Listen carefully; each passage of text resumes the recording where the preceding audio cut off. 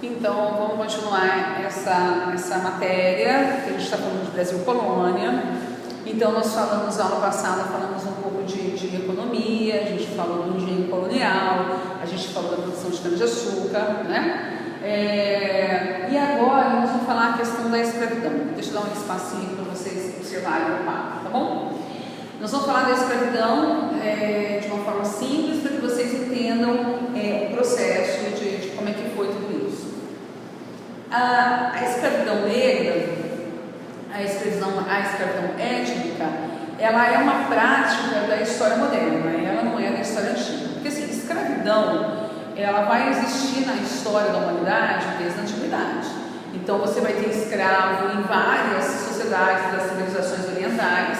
Vai ter um momento na história do Egito, um pouquinho mais para frente, não lá no passado muito distante, mas você vai ter um momento na história do Egito que você vai ter escravidão. Você vai ter escravidão com os fenícios, né? Os fenícios compravam, vendiam escravos para lá e para cá.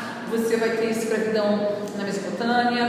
Então a gente vai ter ao longo da história das civilizações orientais, você vai ter escravidão. E essa escravidão, geralmente, ela se efetivava por uma escravidão por guerra, tá? Quando passa o tempo, a gente vai aprender as civilizações clássicas, como no caso a Grécia e Roma, que são civilizações notadamente escravocratas, né? Então, tanto Grécia quanto Roma, você tem escravo. E esses escravos são escravos por guerra ou escravos por dívida. Mas vai ter um momento, inclusive em Roma, que vai ser feita uma lei que vai abolir a escravidão por dívida e vai ficar só a escravidão por guerra. Então vamos lá, vamos pensar, a escravidão ela existiu lá na antiguidade. Se a gente pegar a história e a gente vai dividir a história, né? Lá assim, ó, história antiga, a gente tem escravidão, ok? Escravidão por dívida, escravidão por guerra. Depois nós temos a história medieval, que é a época do sistema feudal, que é a época da valorização da economia. Então, nessa época da Idade Média, a gente não vai ter escravidão na Alta Idade Média. A gente não tem escravidão na Alta Idade Média, tá? Que é o comecinho dos 500 primeiros anos da Idade Média. Do meio da Idade Média para frente, do meio não, né? Da Baixa Idade Média para frente, a gente vai ter escravidão, mas mais no finalzinho aqui, quase chegando naquilo que a gente chama de história moderna, né? De história moderna. Aí a gente vai ter escravidão, sim. Bom, a escravidão, de acordo com a origem dela, a origem da escravidão, então, é lá na antiguidade. Mais escravidão por dívida ou escravidão por guerra. Já a escravidão que a gente conhece, toda vez que a gente fala de escravo no Brasil, a gente se remete, obviamente, à escravidão negra e à escravidão indígena, que é a escravidão vermelha, tá? Quando é que começa isso? Vai ter um momento em que a Igreja Católica, ela vai ter um Papa na época, o Papa Inocêncio, e esse Papa, ele vai dizer que os negros carregavam a marca de Caim. Então, numa passagem bíblica, falava que Caim matou Abel e Caim se distancia do pai e da mãe e encontra outros povos. E que Deus fica muito bravo com Caim, porque ele, na verdade, matou o irmão e estava saindo daquilo como se nada tivesse acontecido. E ele vai e coloca uma marca sobre Caim, e que todos os seus descendentes teriam essa marca, e que não deveriam ser considerados filhos de Deus.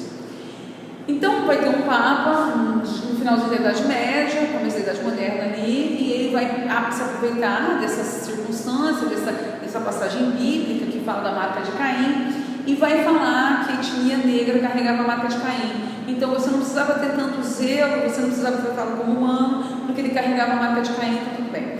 E aí então começa a escravidão étnica, a escravidão dos europeus brancos em cima dos negros africanos. Mas, Marta, de onde vêm esses negros, né? Então, esses negros, eles estão na África, e lá na África as tribos nativas, as tribos nativas enormes, às vezes, algumas muito grandes, né? Com uma estrutura política bacana, né? Você vai ter alguns lugares que você tem alguns reis e tudo mais. E essas sociedades, elas brigavam, elas estavam em processo de expansão também, como várias sociedades. E nessa história de processo de expansão, quando elas dominavam uma área, elas escravizavam aquele grupo, na verdade, que eles dominaram. Então, por exemplo, eu sou uma tribo africana. Eu sou de uma tribo africana. Eu quero dominar uma determinada área, eu vou declarar guerra a ela. A hora que eu declaro guerra a ela e eu venço essa guerra, automaticamente aquele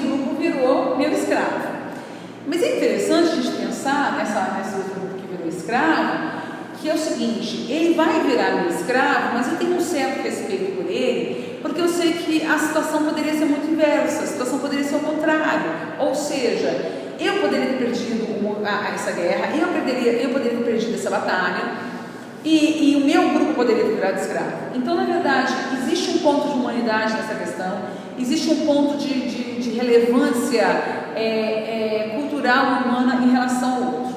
Então, eles vão ser escravizados, o seu grupo vai ser escravizado, e essa tribo indígena, africana, ela obtém um número X de escravos, tá? Escravos por guerra, aí obviamente como a gente está falando. Como na verdade é um escravo por guerra e não um escravo por uma determinação uma determinação religiosa, que você não tem alma, que você não é gente, nada disso, como eu tenho uma determinação mais relacionada a expansionismo, eu vou tratar esse indivíduo como escravo, mas não desumanizá-lo, isso é super importante. Então, em alguns lugares da África, você vai ter escravos sim. E os portugueses, sabendo disso, já logo no começo, que eles começaram a plantar cana-de-açúcar em Cabo Verde, em Açores, os portugueses eles vão até a África e começam a negociar esses escravos com o subproduto do açúcar, com fumo, o subproduto do açúcar, no caso que a gente está falando de cachaça, e com fumo. Então, era muito comum, vamos falar de Brasil agora, vai chegar um momento que os portugueses vão começar a trazer escravos para o Brasil. No começo não, vamos lembrar? De 1500 a 1530 eu não tenho escravidão porque eu só tiro para o Brasil. De 1530 para frente eu vou precisar de escravo, eu estou falando Portugal. Portugal vai precisar de escravo porque Portugal precisa plantar cana-de-açúcar e cana-de-açúcar exige muita mão de obra, então automaticamente tem que ter um escravo ali.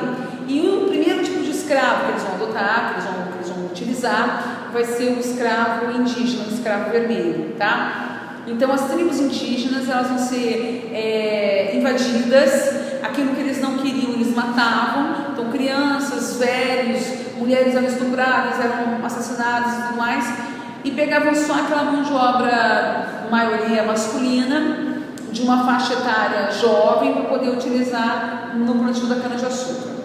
E isso durante muito tempo. Por volta de 1560, 1558, 1560, aí você vai ter entrada de mão de obra negra no Brasil. E essa entrada de mão de obra negra no Brasil, ela vai se dar para substituir essa mão de obra indígena. Só que você não pode imaginar que assim, o negro chegou, aí todos os índios foram retirados e vão trabalhar só com mão de obra negra. Está errado.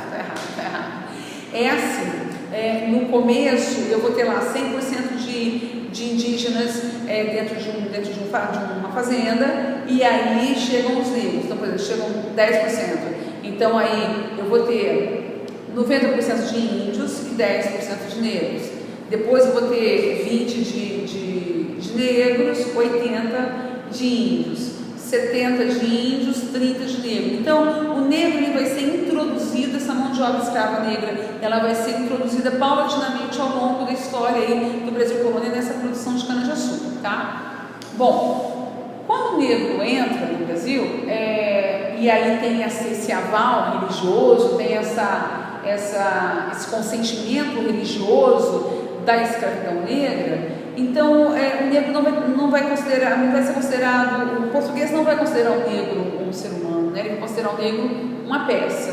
Então toda vez que você tem um diálogo português falando do negro, você vai ter um diálogo do português falando que esse é uma peça, é uma coisa, é como se fosse um objeto. Então esse é um diálogo português, esse não é um diálogo do negro, obviamente, né? Dentro das senzalas, dentro desses grupos negros que vão se formar, porque também é importante dizer que quando os portugueses iam buscar o negro na África, eles não pegavam de um lugar só, eles pegavam de vários lugares. Isso era até uma forma de não ter muita rebelião dentro dos navios. Então você pega um navio negreiro, que cabia, por exemplo, 150 negros, então eles pegavam 30 negros de uma comunidade, 30 negros de outra, 30 de outra, então eles faziam negociação ao longo da costa africana, sendo que a maior parte dos grupos que vão chegar aqui no Brasil são os grupos dos bantus, vou colocar aqui, e dos sudaneses.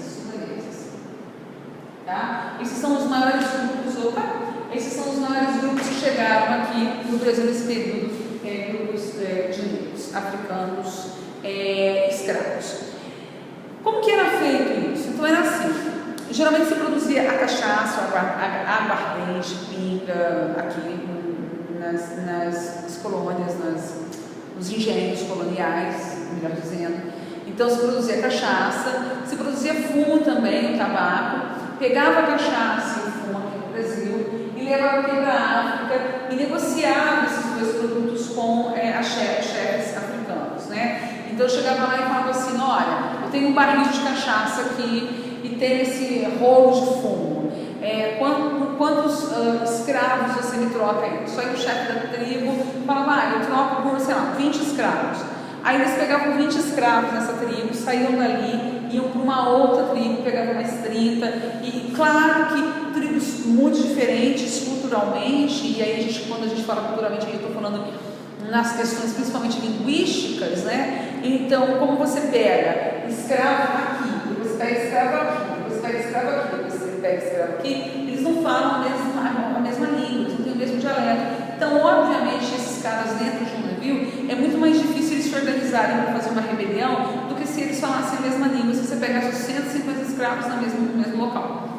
Esses escravos vão ser colocados no navio, na parte de baixo, são acorrentados, são tratados de forma desumanas, acho que nem bichos deveria tratar assim, são acorrentados uns aos outros, ficam ali embaixo desse porão de um navio durante 2 meses, durante 3 meses, e não existe um banheiro para eles irem, então eles defecam, eles urinam, eles vomitam tudo ali e ficam dormindo naquelas condições horríveis, e depois de uns 2 meses e meio, mais ou menos, de viagem, quando eles estão para chegar no Brasil, eles são colocados na parte de cima do navio para tomar um sol, para passar um pano, para poder retirar os restos de vômito, os restos de fezes e de urina que estão neles, e eles tomam sol para chegar aqui e ser vendido no mercado de escravos. Então, quando esses navios chegavam aqui ao porto, ali se estabelecia como se fosse um tipo de um leilão, um mercado, em que na verdade esses indivíduos eram vendidos para as fazendas onde tinha produção de cana-de-açúcar. Então, geralmente os donos das fazendas vão até esses mercados e negociam e compram essas pessoas, tá? Quem vai fazer, na verdade, a venda disso e quem que vai fazer o transporte disso? Portugal, no princípio, vai fazer, e depois vai ser colocada a Companhia das Índias Ocidentais para fazer isso, que a gente vai ver isso um pouquinho mais para frente, e vai ter muito lucro. Esse tipo de comércio é um comércio muito lucrativo. Então, só para vocês terem uma ideia, um barril de cachaça, o cara gastou lá R$500 para fazer. Às vezes ele trocava um barril de cachaça por 10 negros, por 15 negros. E cada negro desse, a hora que ele chega aqui no Brasil, ele vai vender por 10 mil, por 15 mil. Então, imagina, você tem um negro que você vende por 15 mil e você trocou 20 dessas pessoas por um produto de R$500. Então, o lucro era altíssimo. Tá? O tráfico negreiro, ele é uma coisa muito lucrativa para Portugal.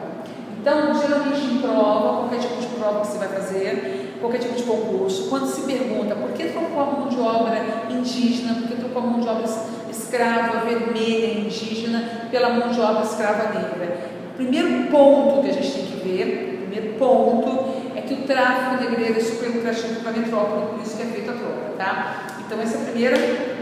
Falou para o tráfico negreiro, lucro, é isso que você vai pensar. O que tem de pano de fundo disso, uma segunda possibilidade dessa circunstância, vai ser a Igreja Católica. A Igreja Católica, ela aceita a escravidão negra, mas ela não permite a escravidão indígena. Então, quando você escraviza um índio, a igreja acha que você está cometendo pecado, porque o índio é uma alma selvagem do ponto de vista da Igreja Católica, que tem que ser catequizada, que tem que ser levado a religião para ela, que tem que ser levado a palavra de Deus para ela. Então não deve ser escravizado o índio em hipótese alguma. Agora, já o negro, para a igreja, ele não tem que ser evangelizado, não tem que ser levado à religião para ele. Então ela aceita, ela é super a favor dessa escravidão negra. Então, Isso é um pano de fundo. O lucro para Portugal é o primeiro ponto. A segunda questão que a gente vai ver aí é essa questão da Igreja Católica se opor à escravidão indígena e aceitar a escravidão negra sem muito problema. Deixa eu pensar uma situação aqui que é importante falar para vocês a respeito de... esse navio negreiro que sai da África e chega aqui no Brasil, a gente pode ser chamado de navio negreiro, mas também é chamados de tumbeiros. Deixa eu colocar aqui no quadro para vocês. Tumbeiros são esses navios que vêm para cá com essa mão de obra escrava negra, ok? A partir de quando isso? 1550 você já tem alguns navios, e isso só vai se intensificando ao longo da nossa história, seja na produção de cana-de-açúcar, seja na época da mineração, seja na época da produção do café, e depois em outras produções também, a mandioca, que nós vamos ter como uma produção importante, o algodão, que nós vamos ter como produção importante. Onde você tem esse tipo de atividade, você vai ter mão de obra escrava negra trabalhando em grande quantidade. Tá legal? Deixa eu ver o que mais. E tem aquelas conversas fiadas, né? Pelo amor de Deus, né? Não vem com aquela história, foi trocado o índio pelo negro porque o índio é preguiçoso, com a bobagem.